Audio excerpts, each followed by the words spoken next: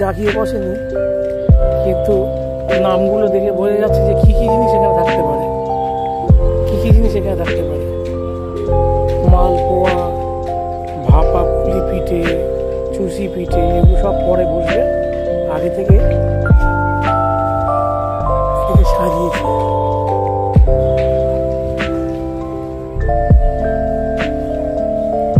আর এখানে বাচ্চাদের বা বয়স্কদের, ছেলে মেয়ে, মহিলা, পুরুষ, ছেলে বিভিন্ন রকমের এখানে নাগরদোলা রয়েছে।